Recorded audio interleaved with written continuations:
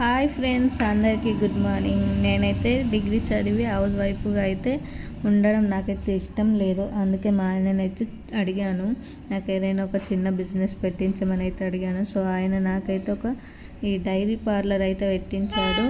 ఇది నేను ఒక్కదాన్నే చూసుకోను, మా ఆయన నేను ఇద్దరం కలిసి అయితే చూసుకుంటాం. మా ఆయన మార్నింగ్ 6 నుంచి 9 వరకు అయితే ఉంటాడు. 9:30 నుంచి అయితే నేను చూసుకుంటాను. 9:30 నుంచి 6 వరకు అయితే నేను చూసుకుంటాను. తర్వాత 6 నుంచి 10 వరకు మా ఆయన అయితే చూసుకుంటాడు. మార్నింగ్ టైంలో ఇంట్లో పనులు అయితే ఉంటాయి కదా అండి, లేడీస్కి అయితే అవి తప్పవు కదా. అయితే ఆ పనులన్నీ చేసుకొని వచ్చే వరకు అయితే నాకైతే 9:30 అవుతుంది. మా ఊరు వచ్చేసి కామారెడ్డి డిస్టిక్, బీర్పూర్ మండలం అండి. ఇక్కడ పాల రేట్లు ఎలా ఉన్నాయంటే, ఒక లీటర్ పాలు వచ్చేసి 80 రూపీస్, 1 కేజీ పెరుగేమో 90 రూపీస్, పన్నీర్ ఏమో 1 కేజీ 600 అండి. 1 కిలో నెయ్యి వచ్చేసి 1000 రూపీస్ అండి. స్వచ్ఛమైన నెయ్యి, ఇంట్లో చేసిన నెయ్యి.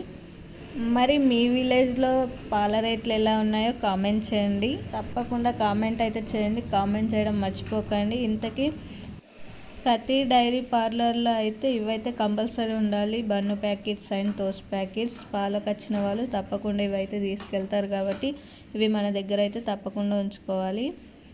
నెయ్యి అయితే నేను చేసిందేనండి, స్వచ్ఛమైన నెయ్యి. చూస్తేనే తెలుస్తుంది, ఇలా గోధుమ రంగులో ఉంటే అది స్వచ్ఛమైన నెయ్యి.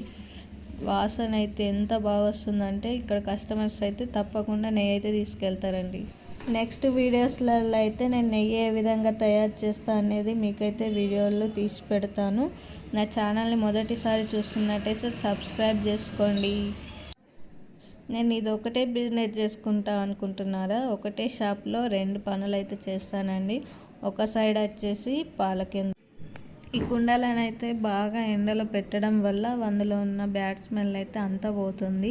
ఏవైనా క్రిములు ఉన్నా కూడా చనిపోతాయనేసి ఇలా డైలీ అయితే ఎండలో పెట్టిన తర్వాతనే అందులో తోడైతే పెడతాము.